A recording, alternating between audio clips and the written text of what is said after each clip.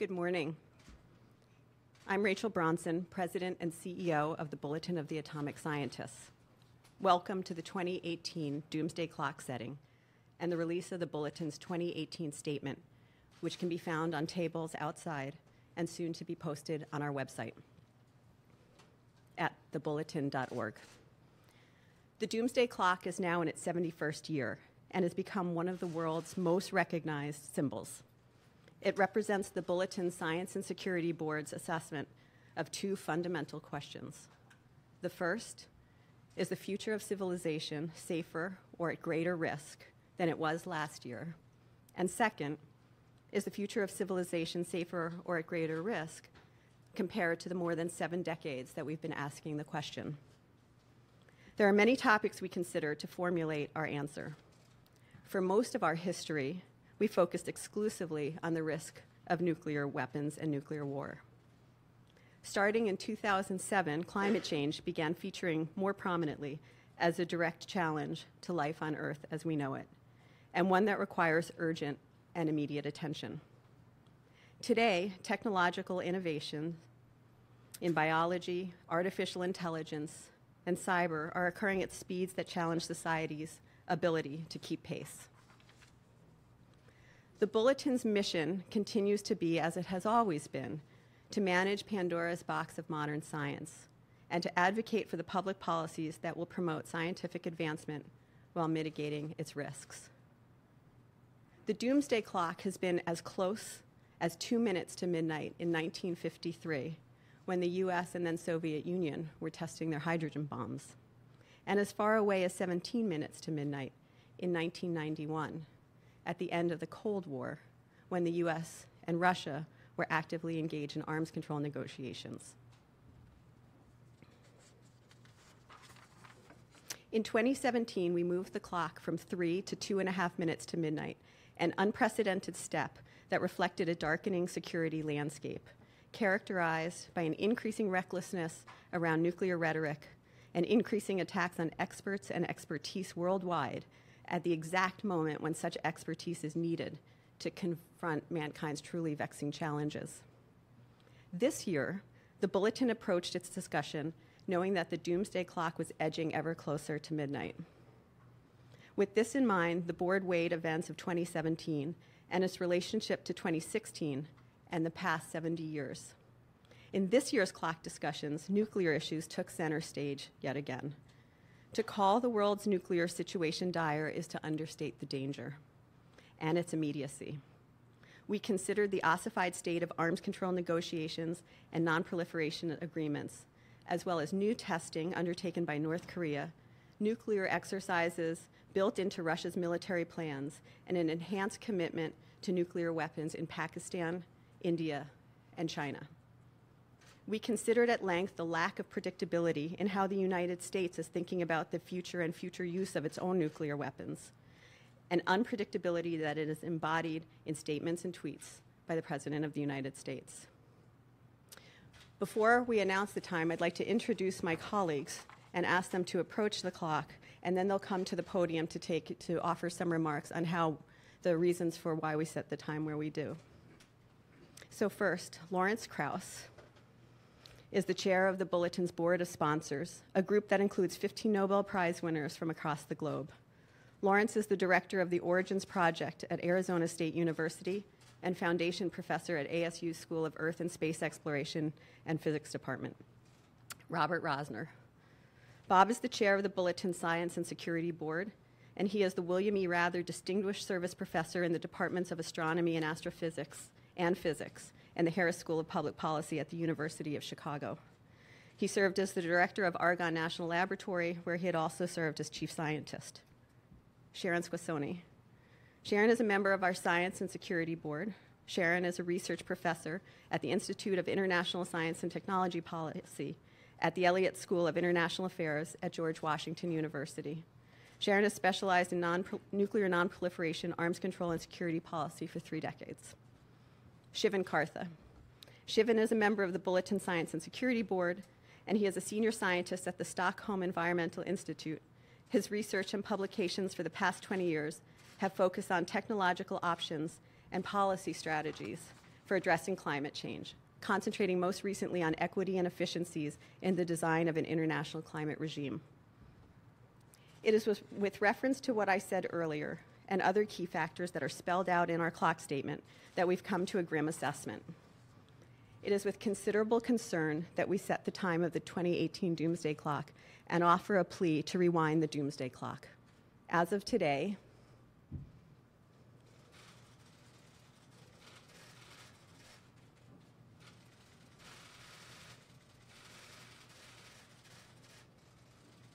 it is 2 minutes to midnight.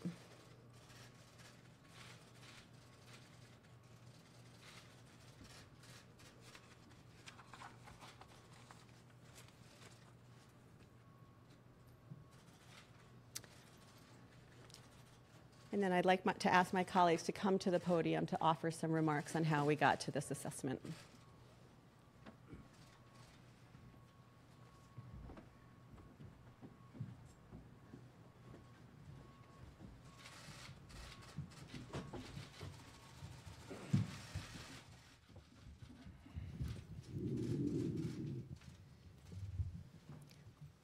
Bob, let me turn the floor over to you. Thank you. There is unfortunately little doubt but that the risk of nuclear weapons may be used, intentionally or because of miscalculation, grew last year around the globe. We're seeing that all of the major weapon states are investing in their nuclear arsenals.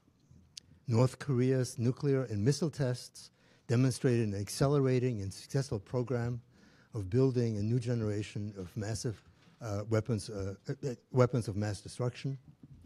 In Southeast Asia, in South Asia, the emphasis on nuclear and missile capabilities grows. Conventional force imbalances and destabilizing plans for nuclear weapons use early in any conflict continue to plague the subcontinent. The nuclear arsenals of all of the major weapon states are being updated and imbued with enhanced capabilities. Trump administration's nuclear posture review appears likely to increase the types and roles of nuclear weapons and U.S. defense plans and to lower the threshold for nuclear use. Our allies and adversaries alike are being forced to negotiate a thicket of conflicting policy statements from a U.S. administration weakened in its cadre of foreign policy professionals and unable to develop, coordinate, and clearly communicate a coherent foreign, much less nuclear policy. This inconsistency constitutes a major challenge for deterrence, alliance management, and global stability. It has made the existing nuclear risks greater than necessary and added to their complexity. Shall I continue? Thank you, Sharon. Arms control treaties and non-proliferation agreements are mechanisms that nuclear weapon states and non-nuclear weapon states alike rely upon to help provide transparency, predictability, and stability for regional and global security. Last year, several elements of this key architecture have come under fire. U.S.-Russian nuclear arms control is a key element since both countries together still possess about 95% of the world's nuclear weapons. And without bilateral progress, there is little incentive for others to move forward. However, for the first time in many years, in fact, no U.S.-Russian nuclear arms control negotiations are underway. And if the draft U.S. nuclear posture review is any guide to U.S. policy, there will be no U.S.-Russian nuclear arms control negotiations for the foreseeable future. Instead, we could see a return to a nuclear arms race. Russian officials, including an early call from President Putin to President Trump, consistently have asked to extend the New START treaty for another 5 years to 2026.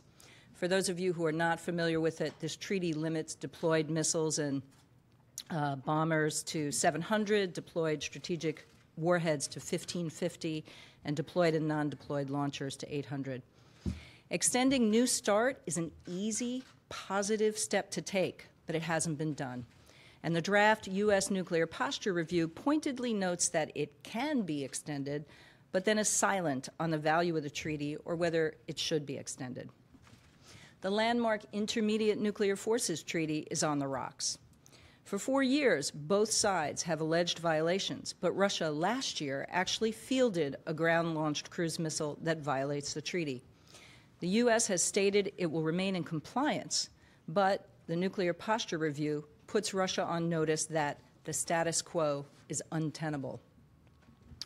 More broadly, the Nuclear Posture Review describes the reemergence of great power competition and blames Russia for rebuffing U.S. overtures on follow-on negotiations for New START, for example, on tactical nuclear weapons. It elevates the reported Russian interest in limited nuclear weapons use to a strategic imperative and concludes that the only response is more U.S. nuclear weapons. Russia, for its part, has engaged in provocative and illegal behaviors thought to be part of Cold War history, whether these are egregious violations of state sovereignty in Ukraine or aggressive military maneuvers on the borders of NATO that could precipitate crises. The Nuclear Posture Review declares that Russia has not only violated that INF treaty, but also the Conventional Forces in Europe Treaty, the Budapest Memorandum, the Helsinki Accords, presidential nuclear initiatives, the list goes on. In the words of the Nuclear Posture Review, the Cold War is over, but its language on tailored deterrence for Russia is as harsh as any during the Cold War. With U.S.-Russian relations so strained, there is little room for progress anywhere else. Which brings us to the Iran nuclear deal. President Trump has been consistent in his dislike of the Joint Comprehensive Plan of Action, which puts additional constraints on Iran's capabilities to develop nuclear weapons, most of all producing and stockpiling fissile material for bombs. In October, Trump did not certify to Congress, as required by U.S. law, that Iran was in compliance with the deal, but Congress was unable to pass legislation that would provide an alternative approach. And earlier this month, Trump continued to waive sanctions, but called upon the Europeans to craft a supplementary deal by May. President Trump himself has never offered a single viable alternative, but so far he hasn't been willing to unilaterally pull out of the deal as he has threatened. Nonetheless, this is hardly a recipe for stability and predictability going forward. Other multilateral agreements are in trouble. The Nuclear Non-Proliferation Treaty turns 50 years old in 2020. 25 years ago, in exchange for the indefinite extension of the treaty, the nuclear weapon states promised to conclude a nuclear test ban, an end to the production of fissile material for weapons, reduced reliance on nuclear weapons, and in general, progress toward reducing the risks of nuclear weapons. Well, as you know, the Comprehensive Nuclear Test Ban Treaty was signed 20 years ago, but it still hasn't entered into force. And no longer does the U.S. promise not to test nuclear weapons until the CTBT enters into force, but instead, the new Nuclear Posture Review states that the U.S. will not resume nuclear testing unless necessary to ensure the safety and effectiveness of U.S. nuclear weapons. Finally, the 2020 review of the Nuclear Non-Proliferation Treaty will not be pretty, in spite of the conclusion last year of a treaty on the prohibition of nuclear weapons, commonly known as the Ban Treaty. The International Campaign to Abolish Nuclear Weapons, ICAN, won a Nobel Peace Prize for its efforts related to the Ban Treaty, and more than 50 states have signed it so far. Nuclear weapon states, on the other hand, boycotted the negotiations and have rejected it. We need more than symbolic victories to achieve a safer, more secure future. We need to do more. While the main impetus for this year's forward movement of the clock was the perilous nuclear situation, climate change very much remains a serious and worsening threat. Indeed, it has helped bring us as close to midnight as we have ever been at any time during the nuclear age. In 1953, when the clock was last at 2 minutes to midnight, climate change was a distant, hypothetical threat. Since that time, carbon dioxide pollution from burning fossil fuels that we've dumped into the atmosphere has increased sixfold. And not surprisingly, the Earth has warmed as a consequence, now by about 1 degree centigrade. This might not sound like much, but let me put it in perspective. During the depths of the last ice age, the Earth was only around 5 degrees colder than it is now. 5-degree temperature change was enough to completely transform the surface of the Earth. Seas were 400 feet lower, coastlines were radically altered, and large areas of land, about a quarter of the Earth's landmass, including where major cities now stand, were covered by ice sheets miles thick. We do not want to risk warming the Earth by an amount even remotely close to another 5 degrees.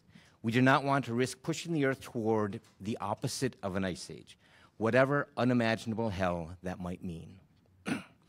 Even at only 1 degree of warming, humankind is witnessing and suffering the impacts.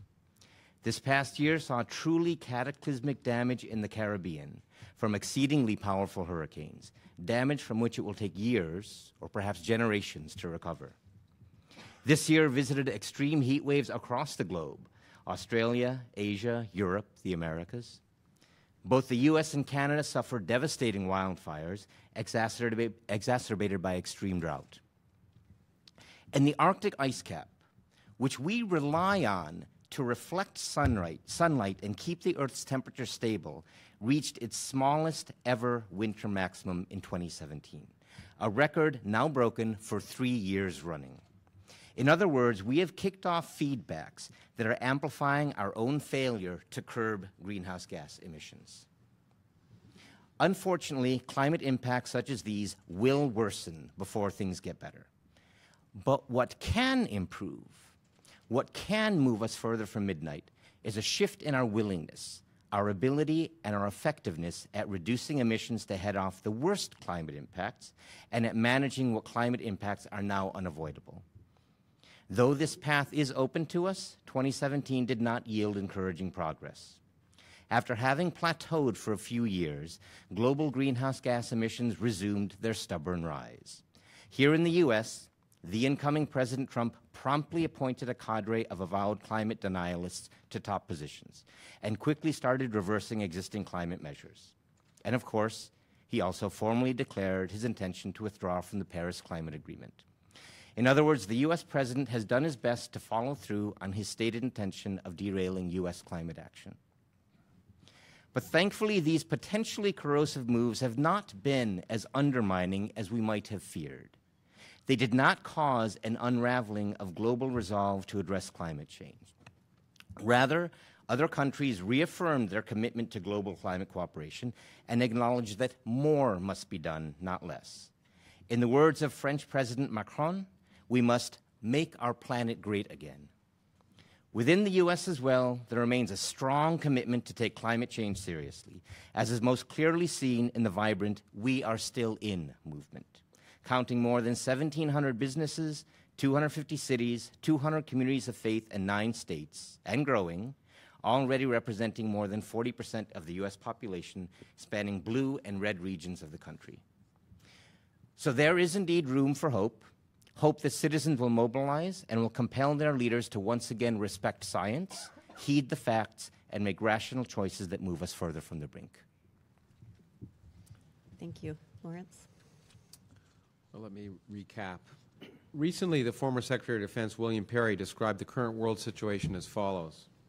Today, the danger of some sort of nuclear catastrophe is greater than it was during the Cold War, and most people are blissfully unaware of this danger. This is reflected in part in the fact that the Bulletin's clock now stands at 2 minutes to midnight, which I want to emphasize is as close as it has ever been to midnight in the 71-year history of the clock. The danger of nuclear conflagration is not the only reason the clock has been moved forward, as my colleagues have described. This danger looms at a time when there's been a loss of trust in political institutions, in the media, in science, and in facts themselves, all of which exacerbate the difficulty of dealing with the real problems the world faces, and which threaten to undermine the ability of governments to effectively deal with these problems. The existential threats that the Bulletin focuses on are ones of humanity's own making. Nuclear weapons and human-generated climate change agents are 2 examples. Like these, the abuse of information, which is at the base of the loss of trust I've described, is also a product of human technology. information technology, and global reliance on the Internet are two key factors. As for the case of biological change agents, we need to seek better ways of controlling malignant developments. World leaders need to seek better collective methods of managing these technological advances so that positive aspects of new technologies are encouraged and malign uses discovered and countered. The international community needs to establish new protocols to discourage and penalize the misuse of information technology to undermine public trust in political institutions, the media, in science, and in the existence of objective reality itself. As a recent scientist studying cybercrime informed me, one of the hardest aspects of tracking perpetrators across national borders is the inability to share information across these borders. Individual countries may benefit financially from Internet traffic channeled through their national infrastructures, including traffic generating false news or dangerous worms. There is a reluctance to threaten this financial windfall. Recognizing this, we have to explore new international institutions that can assist countries in protecting their own information infrastructures and at the same time reduce the incentives that thwart attempts to head off malicious attacks. We also need greater collaboration to create institutions specifically assigned to explore and address potentially malign or catastrophic misuses of new technologies, particularly as regards to autonomous weaponry. As machine learning capabilities develop, it is inevitable that some of these capabilities will be weaponized. We need to understand the possibilities of this and the possible timescales, and also to ensure a chain of command and control that allows human democratic institutions to ultimately make decisions about the use of weapons, both real and virtual, on the battlefield and in the nuclear arena. In a related vein, we need mechanisms to control the proliferation of cyber weapons that are being developed by nation states, some of which can fall and have fallen into the hands of terrorists eager to disrupt national economies and infrastructures. Even as we work to create new institutions to deal with these emerging threats, we need to remake the institutional infrastructure associated with the control of nuclear weapons. As has been described, for the first time in recent memory, there are no active high-level nuclear arms discussions between the United States and Russia. Nuclear arms reductions have stalled, and as has been pointed out, there's no successor or extension to the New START Treaty is being discussed. Even as the United States and Russia may try to work to discourage nuclear weapons testing in North Korea, we must remember, as has been alluded to, that the United States, while a signatory to the Comprehensive Test Ban Treaty, has, along with China, Egypt, Iran, and Israel, not yet ratified it. And while we work to discourage proliferation in North Korea, Iran, India, and Pakistan, we must emphasize that under the Nuclear Non-Proliferation Treaty, the nuclear weapon states are obliged to work actively to disarm. Instead, the United States and Russia are both discussing enlarging and diversifying their nuclear weapons arsenal. It's an old saying, but it's nevertheless true, that people who live in glass houses shouldn't throw stones. Finally, at the highest levels of U.S. government, great effort and expense of time has been devoted to debates and concerns over things like an imaginary wall designed to keep out what many people feel is an imaginary threat. Yet the very real threats of nuclear war and climate change are not being dealt with seriously at the same time. In fact, these threats are coupled to the same socio-political concerns that are driving some of the current debates in Congress.